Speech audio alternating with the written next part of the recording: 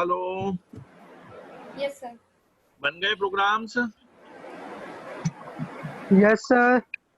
समझ आ गया? Yes sir. Any problem till last class? No sir. कोई भी स्टूडेंट अगर पूछना चाहता है लास्ट क्लास तक जो भी हमने पढ़ा है वहां तक, अगर कोई भी प्रॉब्लम है, anything you want to ask, then you can ask. If there is no problem then we will start further. पूछनी है कोई प्रॉब्लम? हेलो, सुन पा रहे हैं मुझे स्टूडेंट्स? मेरी आवाज आ रही है students? Yes sir. Yes sir. चलिए, कोई प्रॉब्लम पूछनी है till last class? Last class तक No, जो sir. हमने पढ़ा था उसमें कोई भी प्रॉब्लम पूछना चाहते हैं? आगे स्टार्ट करें? सर आगे स्टार्ट करते हैं। चलिए आगे कोई स्टार्ट बोल करते हैं. Okay,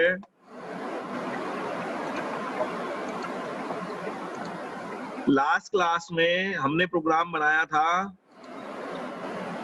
to maintain the details of 3 rectangles. For first and second rectangle, get details from the user, and the details of third rectangle should be sum of the details of first and second rectangle. Clear students? यही programme बनाया था. तो उसके लिए सबसे पहले हमें क्या करना है? First of all we are required to maintain the details of 3 rectangles.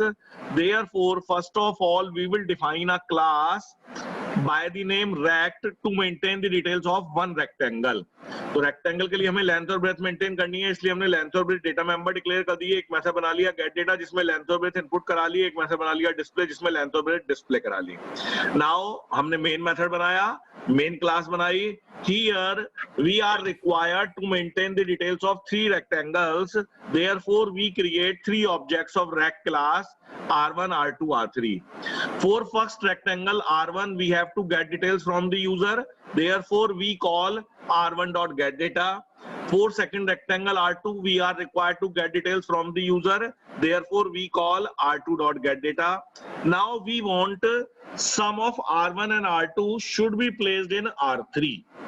R1 और R2 का सम होके R3 में आ जाए, उसके लिए अगर हम लिखते हैं R3 equal to R1 plus R2, तो हमने डिस्कस किया था this will generate an error because here we are using plus operator. Plus is an arithmetic operator that can only be used to operate numeric operands, but here it is operating R1 and R2 operands, and R1 and R2 are not numeric operands, they belong to rect class. Therefore हम ऐसा नहीं लिख सकते हैं. अगर हम ऐसे लिखते हैं then this will generate an error.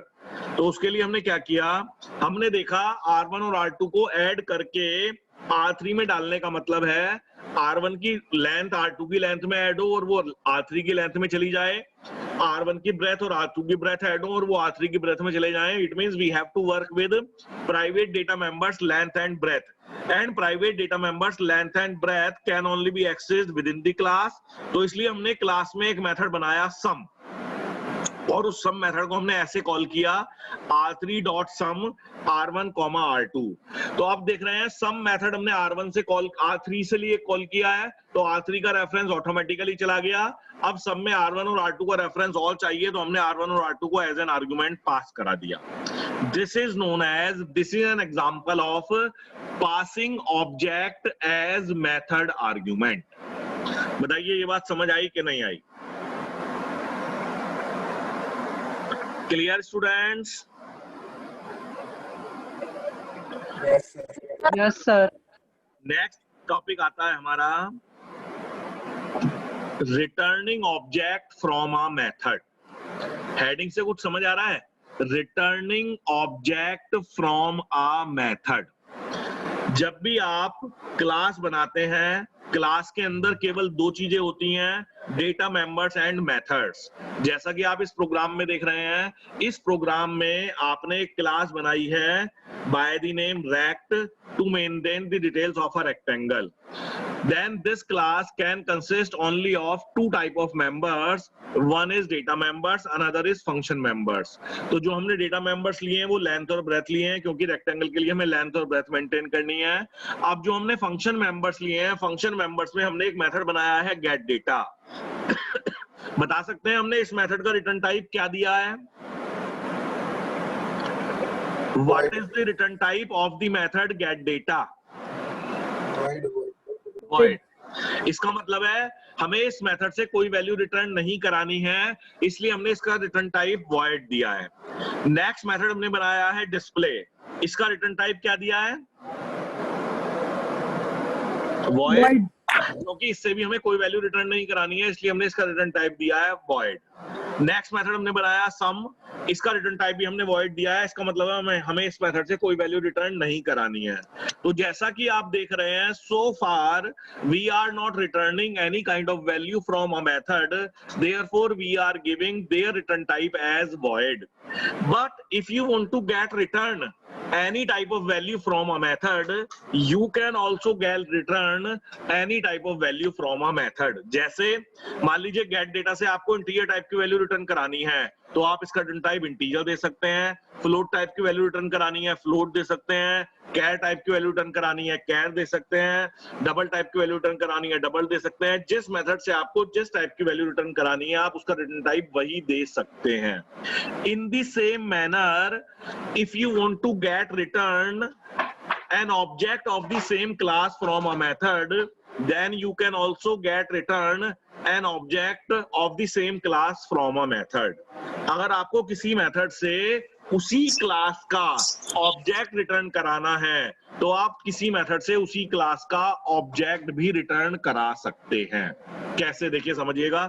ये प्रोग्राम हमने लास्ट क्लास में बनाया था और ये प्रोग्राम बिल्कुल सही है। ना तो इस प्रोग्राम में कोई सिंटैक्स एरर है, ना इस प्रोग्राम में कोई लॉजिकल एरर है। ठीक है, क्लियर, समझ आ रहा है? अब जो हम आपको बता रहे हैं वो दूसरी चीज बता रहे हैं, उसका नाम है returning object from a method. पहले इसकी डेफिनेशन समझ लीजिएगा।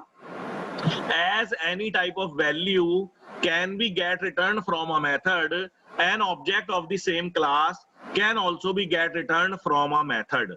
Such mechanism is known as returning object from a method। जैसे हम किसी भी मेथड से किसी भी टाइप की वैल्यू रिटर्न करा सकते हैं, बिल्कुल वैसे ही अगर हमें किसी मेथड से उसी क्लास का ऑब्जेक्ट रिटर्न कराना है, तो हम उसी क्लास का ऑब्जेक्ट भी रिटर्न करा सकते हैं। फॉर एग्जांपल, हमने रैक क्लास के 3 ऑब्जेक्ट बनाए, R1, R2, R3। अब हम चाहते हैं R1 और R2 की वैल्यू ऐड होके R3 में चली जाए, तो उसके लिए हमने कॉल किया R3.sum R1, R2। तो इस स्टेटमेंट से क्या होगा, ये सम मेथड R1 और R2 की वैल्यू ऐड करेगा और R3 में डाल देगा। लेकिन क्या इस स्टेटमेंट को देख के आपको ऐसा लग रहा है कि कोई वैल्यू R3 में जा रही है? बताइए स्टूडेंट्स, इस स्टेटमेंट को देख के, जिसको मैंने हाईलाइट किया हुआ है, एनोटेशन कर देते हैं इस पे, इस स्टेटमेंट को देख के ये बताइए क्या आपको ऐसा लग रहा है कि कोई वैल्यू R3 में जा रही है? बताइए, बताइए स्टूडेंट्स। हेलो, आवाज आ रही है मेरी? स्टूडेंट सुन पा रहे हैं? तो ये जो स्टेटमेंट हमने लिखा है R3.sum R1, R2, इस स्टेटमेंट को देख के क्या आपको ऐसा लग रहा है कि कोई वैल्यू R3 में जा रही है? नहीं लग रहा है। Clear?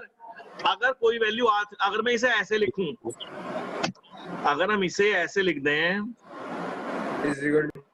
Is equal to, very good. अगर हम इसे इजिकल टू के साथ लिखते हैं, कैसे? अगर हम इसको लिखते हैं R3 इक्वल टू, तो लग रहा है कोई वैल्यू R3 में जा रही है। क्लियर? Yes sir. अब हम सम ऐड कराने के लिए तो सम ही बनाना पड़ेगा। अब सम किसके थ्रू कॉल करेंगे? R1 या R2 के? R3 तो क्योंकि यहाँ पे आ गया। अब सम को कॉल करने के लिए लिखेंगे हम R1.sum। जब हम r1 डॉट सम लिखेंगे तो r1 का रेफरेंस ऑटोमेटिकली चला जाएगा सम में। हमें किसका रेफरेंस और भेजना है, r2 का और भेजना है, तो हम r2 को एज एन आर्गुमेंट पास करा लेंगे। तो अब ऐसा लग रहा है कि ये सम मेथड कोई वैल्यू रिटर्न कर रहा है और वो वैल्यू किस में जा रही है, r3 में जा रही है। Clear students? क्लियर, समझ आया? Yes, sir. अब बता सकते हैं R3 किस टाइप का वेरिएबल है, किस टाइप का ऑब्जेक्ट है? Class. कौन सी क्लास का? रैक रैक क्लास का। तो हमें इस सम मेथड से, अब हमें इस सम मेथड से क्या रिटर्न कराना पड़ेगा, रैक क्लास का ऑब्जेक्ट रिटर्न कराना पड़ेगा, तभी वो R3 में जाएगा। तो यहां पर हमें सम मेथड ऐसा बनाना है जो रैक क्लास का ऑब्जेक्ट रिटर्न करे, और सम मेथड बनाना कहाँ है, रैक क्लास के अंदर ही बनाना है। और तो इसका रिटर्न टाइप क्या देना है, अब इसका रिटर्न टाइप देना है हमें रैक। तो ये मेथड क्या कर रहा है, रैक क्लास के अंदर बनाया जा रहा है, लेकिन रैक क्लास का ही ऑब्जेक्ट रिटर्न करता है, इसलिए ये एग्जांपल कहलाएगा returning object from a method. बताइए समझ आई ये बात क्या नहीं? Yes, sir. क्लियर? अब इस मेथड को कैसे बनाएंगे, अब यहाँ पर आप देख रहे हैं R1 के लिए ये मेथड कॉल हुआ है r1 डॉट सम। जब r1 के लिए कॉल हुआ है तो r1 का रेफरेंस ऑटोमेटिकली चला गया, r2 हमने इसमें एज एन रेफरेंस पास किया है, तो एक ही ऑब्जेक्ट पास होगा x। तो अब आप देख रहे हैं x में तो r2 का रेफरेंस आ गया और r1 का रेफरेंस डायरेक्ट आ गया, यानी कि अगर हम कहते हैं l तो बता सकते हैं ये किसकी l है। अगर हम इस मेथड के अंदर अब लेंथ कहते हैं तो किसके लिए एक्सेस होगी वो लेंथ, R1 के लिए, R2 के लिए या R3 के लिए? R3. ध्यान से देखिएगा, इसकी कॉलिंग देखिएगा ध्यान से। हाँ, किसके लिए? R1 के लिए। R1 के लिए। क्यों R1 के लिए क्यों रेफर होगी?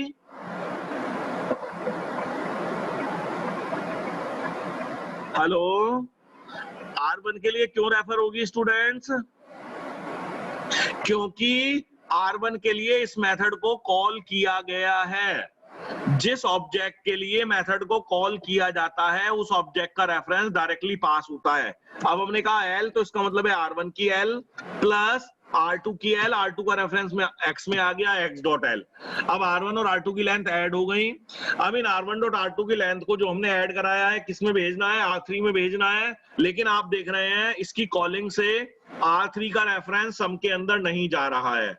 जब R3 का रेफरेंस सम के अंदर नहीं जा रहा है तो R3 के लिए हमें अलग से ऑब्जेक्ट बनाना पड़ेगा। हमने कहा Rect R equal to new Rect. हमने R नाम का ऑब्जेक्ट बना लिया, ये हमने R3 के लिए बनाया है। अब हम कहेंगे R dot length equal to length, length का मतलब R1 dot length plus X dot length, X dot length का मतलब R2 डॉट लेंथ। बिल्कुल ऐसे ही हम कहेंगे R dot breadth equal to breadth, breadth का मतलब R1 dot breadth plus X dot breadth, X dot breadth का मतलब R2 डॉट ब्रेथ। अब R1 और R2 की डिटेल ऐड होके R में चली गई, इसको रिटर्न करा लें, रिटर्न R। अब हमने इसको रिटर्न कराया, जब इसको रिटर्न कराएंगे तो ये R3 के अंदर आ जाएगा और R3 के अंदर R आ जाएगा और R के अंदर R1 R2 का सम है तो R के अंदर R1 R2, R3 के अंदर R1 R2 का सम आ जाएगा। तो यहाँ पर आप देख रहे हैं जो सम मेथड आपने बनाया है, sum method returns an object of the same class that is Rect. बताइए स्टूडेंट समझ आया कि नहीं आया? Clear students? Yes sir. Save कर लेते हैं, Yes, sir. देन कंपाइल करते हैं।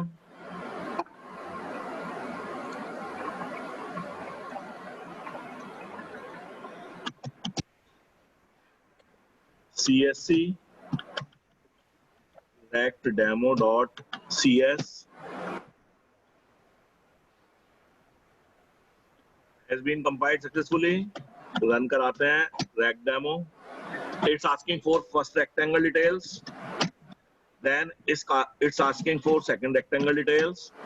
Now first rectangle length breadth 1020, area 200, second rectangle length breadth 1525, area 375, third rectangle length of first rectangle 10 plus length of second rectangle 15 यानी कि 25, third rectangle breadth of first rectangle 20 plus breadth of second rectangle 25 यानी कि 45, and then area is 1125. Clear? समझ आ गया? Yes, sir. This is known as returning object from a method. Clear students? Yes, sir. ये हमारा complete हो जाता है basics of classes.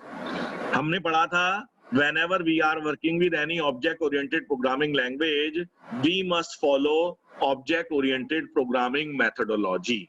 Object oriented programming methodology says that first of all you will define a class to perform a particular task. Whenever you are defining a class to perform a particular task, basically a class can consist only of two type of members, data members and function members. Data members are the variables or the constants. Function members are the methods which are used to manipulate the data. Whenever we are defining a method, we can define a method without any argument. सबसे पहले जो हमने method बनाए थे वो without any argument बनाए थे, without any parameter बनाए थे. Then we learn we can how to define a method with arguments. Whenever we are defining a method with parameters, parameters can be passed in two ways, by value, by reference. Then there can also be out parameters. Then we learn how we can define more than one method having the same name but with different signatures. That is known as method overloading. Then we learn how we can define a method with return value. Then we learn how we can pass class objects of the same class in a method. Then we learn how we can return an object of the same class from a method. बताइए students, समझ आया कि नहीं आया? Sir इस सब method के अंदर वाली स्टेट हेलो, आपकी आवाज क्लियर नहीं आ रही है?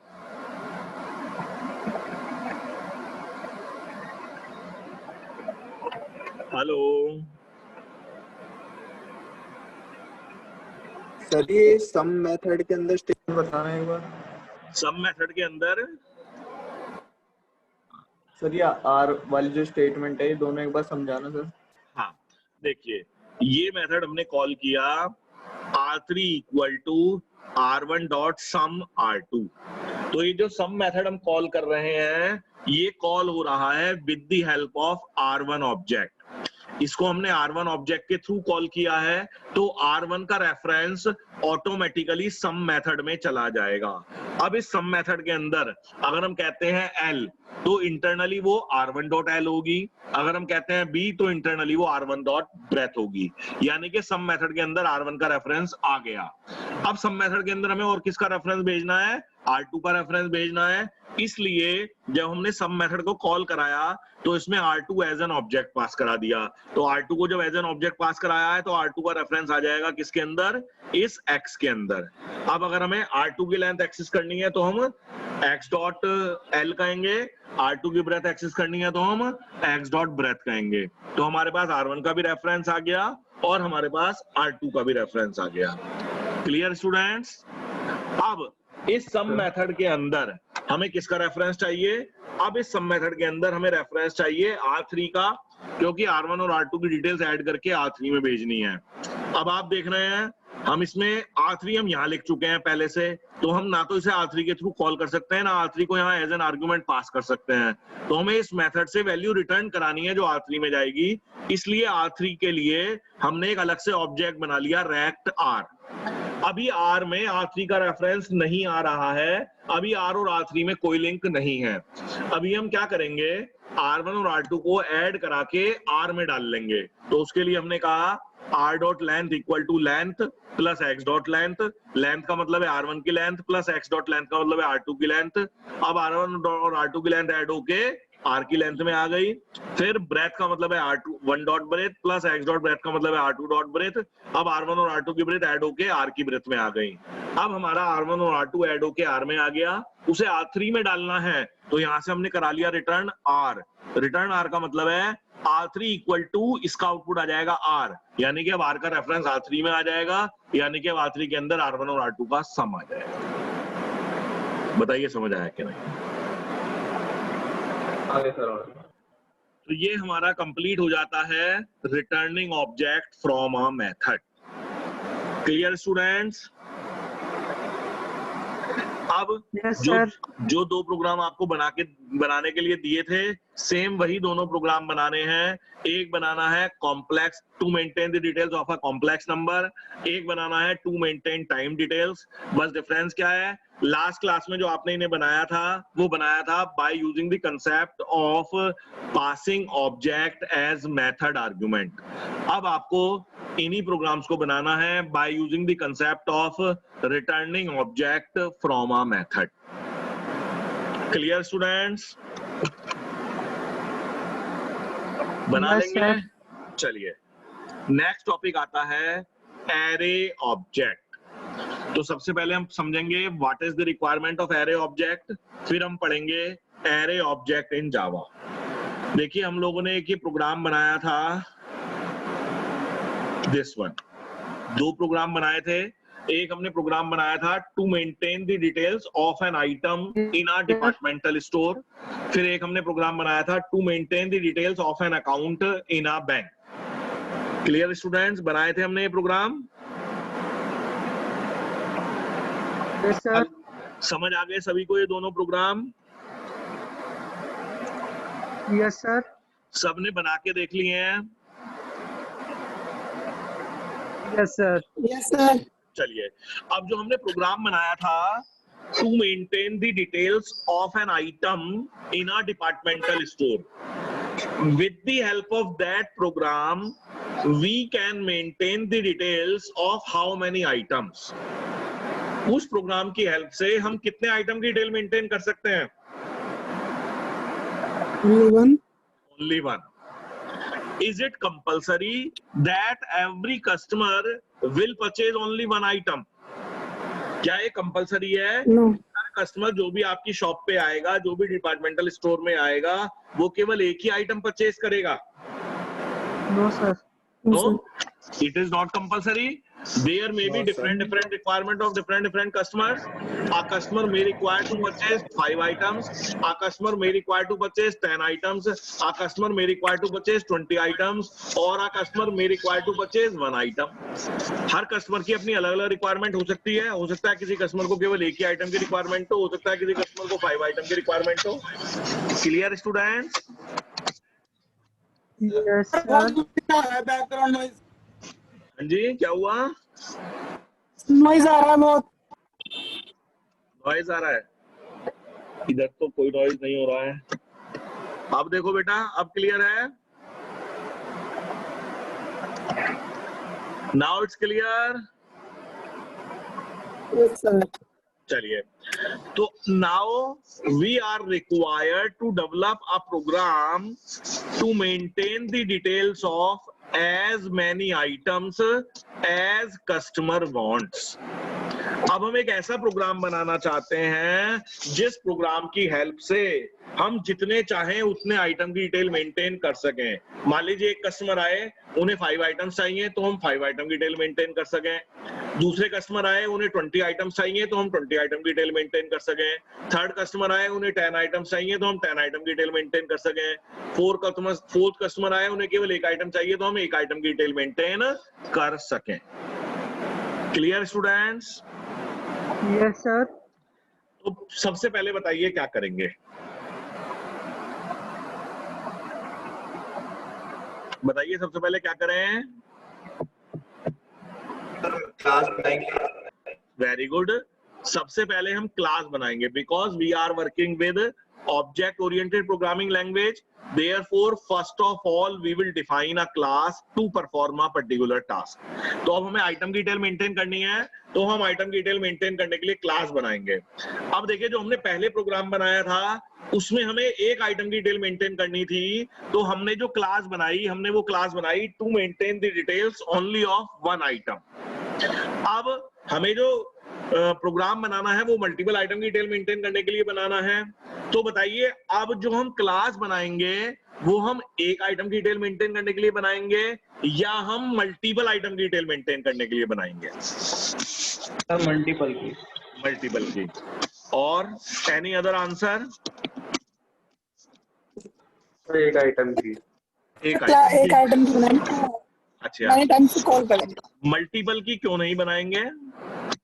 जब हमें मल्टीपल आइटम की डिटेल्स मेंटेन करानी है तो हम क्लास मल्टीपल के लिए ही ना बना लें। चलिए एक बात बताइए, आप एक प्रोग्राम बना रहे हैं, उसमें आपको एक नंबर स्टोर कराने के लिए वेरिएबल डिक्लेयर करना है, कौन सा डेटा टाइप यूज करोगे? इंट। Sir integer. अब बताइए, आप एक प्रोग्राम बना रहे हैं जिसमें आपको 5 नंबर्स स्टोर कराने के लिए वेरिएबल डिक्लेयर करना है, कौन सा डेटा टाइप यूज करोगे? कौन सा डेटा टाइप यूज करोगे? Int. Int. Sir again int, again int, Yes, sir. and int data type is used to store only one integer value. तो चाहे हमें 1 के साथ वर्क करना हो, चाहे हमें मल्टीपल के साथ वर्क करना हो, data type provides to work with only, data type provides the facility to work with only one. Data type हमारा हमेशा एक की फैसिलिटी प्रोवाइड कराता है। अब अगर आपको एक के साथ वर्क करना है तो आप उस डेटा टाइप का वेरिएबल डिक्लेयर कर लेते हैं, अगर एक से ज्यादा के साथ वर्क करना है तो आप उस डेटा टाइप का एरे बना लेते हैं। क्लियर? Yes, sir. लेकिन डेटा टाइप हमेशा कितने की फैसिलिटी प्रोवाइड कराता है? एक। Only one. और हम क्लास से भी क्या बना रहे हैं? क्लास से भी तो हम डेटा टाइप ही बना रहे हैं। Yes, sir. तो क्लास हमेशा कितने के लिए बनाएंगे? एक के लिए। एक के Only लिए। for one. We will define a class to maintain the details only of one item. Either we are required to maintain the details of one item or we are required to maintain the details of multiple items. लेकिन चूंकि class हमेशा generic बनती हैं, class specific नहीं बनती हैं, data type हमेशा generic होते हैं, डेटा टाइप स्पेसिफिक नहीं होते हैं, इसलिए data types will only be defined to maintain the details only of one. क्यों? देखिए इसको दूसरी तरह समझते हैं। मान लीजिए हमने क्लास बना ली to maintain the details of 20 items, तो अब जब भी हम उस क्लास का ऑब्जेक्ट बनाएंगे वो ऑब्जेक्ट कितने के बराबर मेमोरी ऑक्यूपाई करेगा? बताइए। सर एक के बराबर। नहीं, दोबारा समझिएगा क्वेश्चन। हमने एक क्लास बनाई to maintain the details of 20 items. हमने एक आइटम की डिटेल मेंटेन करने के लिए क्लास नहीं बनाई। हमने क्या कहा? हमने कहा हमें 20 की डिटेल मेंटेन करनी है, तो हमने क्लास ही ऐसी बना ली जो 20 की डिटेल मेंटेन करेगी। क्लियर? Yes, sir. अब उस क्लास को जब भी हम ऑब्जेक्ट बनाएंगे तो वो ऑब्जेक्ट कितने आइटम के लिए मेमोरी एलोकेट करेगा? 20, क्योंकि क्लास हमने 20 के लिए बनाई है। लेकिन जो कस्टमर आए उन्हें केवल 5 आइटम्स ही चाहिए, तो 15 के लिए जो एक्स्ट्रा मेमोरी एलोकेट हो गई वो वेस्ट हो जाएगी। Yes, sir. अगर कस्टमर को केवल एक ही आइटम चाहिए तो 19 के लिए जो एक्स्ट्रा मेमोरी एलोकेट हो गई वो वेस्ट हो जाएगी। और अगर कस्टमर को 25 आइटम्स चाहिए तो हम 25 आइटम्स परचेज नहीं करा सकते हैं, क्योंकि हम केवल 20 आइटम की डेली मेंटेन कर सकते हैं। क्लियर? तो इसलिए जब भी हम क्लास बनाएंगे we will define a class to maintain the details only of one, जैसे हमने लास्ट प्रोग्राम में बनाई थी। Clear students? Yes sir. Yes, sir. Class तो हमने एक आइटम के लिए बना ली। अब अगर हमें एक आइटम की डिटेल मेंटेन करानी है तो हम उस क्लास का एक ऑब्जेक्ट बना लेंगे। अगर हमें 2 आइटम की डिटेल मेंटेन करानी है तो उस क्लास के 2 ऑब्जेक्ट बना लेंगे। जैसा अभी आपने देखा हमें 3 रेक्टेंगल की डिटेल मेंटेन करानी थी तो हमने उस क्लास के 3 ऑब्जेक्ट बना लिए। और अगर हमें 20 आइटम की डिटेल मेंटेन करानी है, 15 आइटम की डिटेल मेंटेन करानी है, then we can create an array object of a class. तो फिर हम क्या बनाएंगे? उस क्लास का एरे ऑब्जेक्ट बनाएंगे। Clear students? समझ आ गया? Yes sir. तो आज हम वही Yes, sir. पढ़ेंगे array object of a class. Clear students? Hello. Yes sir. तो यहाँ Yes, पे sir. इन्होंने बताया है as we can work with any type of array we can also create an array of a class which is known as an array object of a class। जैसे हम integer type का array बनाते हैं, string type का array बनाते हैं, float type का array बनाते हैं, डबल टाइप का एरे बनाते हैं, बिल्कुल वैसे ही हमने जिस नाम से क्लास बनाई है उस क्लास का भी हम एरे ऑब्जेक्ट बना सकते हैं। But what is the difference? But basically there are two differences between an array of a variable data type and an array of a class object। To create an array of a class object, we have to perform two steps। Class का array object बनाने के लिए हमें दो step perform करने होते हैं। First step है declaring an array object of a class। सबसे पहले हम array object को डिक्लेयर करेंगे। डिक्लेयर करने के लिए सिंटैक्स होगा class name open close square bracket, क्योंकि एरे बना रहे हैं। अगर एरे ऑब्जेक्ट नहीं बना रहे होते तो ये ओपन क्लोज स्क्वायर ब्रैकेट नहीं आता, केवल क्लास नेम आता। अभी तक हम क्लास का ऑब्जेक्ट कैसे बना रहे थे? Class name space object name equal to new class name open close parenthesis semicolon. तो उससे क्लास का एक ऑब्जेक्ट बनेगा। लेकिन अगर आपको एरे ऑब्जेक्ट बनाना है तो सिंटैक्स फॉलो करेंगे class name open close square bracket. ये ओपन क्लोज स्क्वायर ब्रैकेट इसलिए दे रहे हैं क्योंकि हम एरे ऑब्जेक्ट बना रहे हैं। Space array object name equal to new class name square bracket में साइज। बताइए ये बात समझ आई कि नहीं आई? क्लियर? Yes, sir. इससे एरे ऑब्जेक्ट केवल डिक्लेयर होगा, इंस्टेंशिएट नहीं होगा। और ध्यान रखेंगे ये जो ओपन क्लोज स्क्वायर ब्रैकेट है ये क्लास नेम के साथ लगेंगे, ना कि एरे नेम के साथ। जावा में और इसमें थोड़ा सा कंफ्यूजन हो जाता है। सी शार्प में, जावा में जो ये ओपन क्लोज स्क्वायर ब्रैकेट होते हैं एरे वाले, उन्हें आप क्लास नेम के साथ भी लगा सकते हैं और एरे ऑब्जेक्ट नेम के साथ भी लगा सकते हैं। लेकिन सी शार्प में जब हम किसी भी क्लास का एरे ऑब्जेक्ट बनाते हैं then open close square bracket can only be placed with class name, they cannot be placed with array object name। बताइए स्टूडेंट समझ आया कि नहीं? Yes, sir. अब ये बताइए एरे ऑब्जेक्ट केवल डिक्लेयर हुआ है या इंस्टेंशिएट भी हो गया है?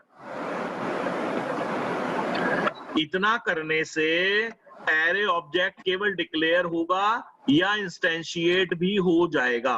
हमने आपको सिंटैक्स बताया class name open close square bracket object name equal to new class name square bracket में साइज। फॉर एग्जांपल हमने अकाउंट नेम से क्लास बनाई तो account open close square bracket T equal to new account 50। तो बता सकते हैं ये एरे ऑब्जेक्ट टी कितने एलिमेंट्स का डिक्लेयर किया है? 50। ये ऑब्जेक्ट केवल डिक्लेयर हुआ है या इंस्टेंशिएट भी हो गया है? डिक्लेयर हुआ है। कैसे पता चल रहा है केवल डिक्लेयर हुआ है इंस्टेंशिएट नहीं हुआ है? सर बस मेमोरी एलोकेट हुआ है। कैसे पता चल रहा है आपको? यही हम पूछना चाह रहे हैं। बिल्कुल सही बताया है आपने। कैसे पता चल रहा है? लेकिन ये न्यू ऑपरेटर लगा के ना, न्यू से तो इंस्टेंशिएट होता है बेटा। अगर न्यू लगाया है तो इंस्टेंशिएट होना चाहिए।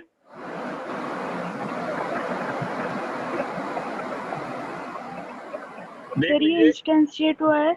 एक बार दोबारा देख लीजिए, जहां हमने ऑब्जेक्ट बनाना सीखा था वापस वहां चलते हैं। स्टूडेंट वापस चलते हैं जहां हमने क्लास और ऑब्जेक्ट बनाने सीखे थे। ये देखिएगा, ये हमने क्लास बनाना सीखा था, defining class in C sharp. अभी ये एनोटेशन हटा देते हैं, एक मिनट। ऐसे क्लास बनाते हैं। फिर हमने ऑब्जेक्ट बनाना सीखा था।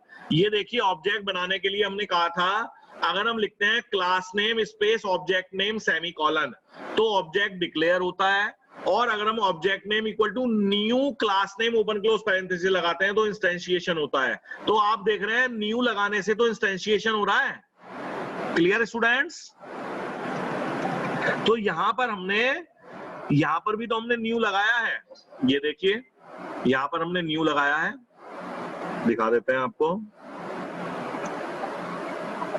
ये देखिए।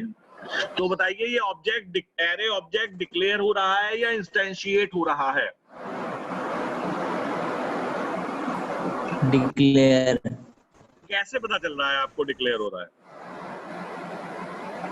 सर कंस्ट्रक्टर नहीं है। एग्जैक्टली जब तक हम ऑब्जेक्ट नेम के साथ न्यू कीवर्ड, क्लास नेम और क्लास नेम के साथ ओपन क्लोज पैरेंथेसिस नहीं लगाएंगे तब तक हमारा कंस्ट्रक्टर कॉल नहीं होगा, और जब तक हमारा कंस्ट्रक्टर कॉल नहीं होगा तब तक हमारा ऑब्जेक्ट इंस्टेंशिएट नहीं होगा। ऑब्जेक्ट के अंदर क्लास का रेफरेंस नहीं जाएगा, तब तक ऑब्जेक्ट के अंदर नल रेफरेंस रहेगा। तो यहां पर आप देख रहे हैं object name, array object name के साथ न्यू कीवर्ड भी आ रहा है, क्लास नेम भी आ रहा है, लेकिन ओपन क्लोज पैरेंथेसिस नहीं आ रहा। और जब तक ओपन क्लोज पैरेंथेसिस नहीं आएगा कंस्ट्रक्टर कॉल नहीं होगा, कंस्ट्रक्टर कॉल नहीं होगा तो उसको मेमोरी एलोकेट नहीं होगी, यानी कि क्लास का रेफरेंस नहीं जाएगा। तो यहां से हमारा एरे ऑब्जेक्ट केवल डिक्लेयर हुआ, इंस्टेंशिएट नहीं हुआ। बताइए यहां तक समझ आया कि नहीं? क्लियर?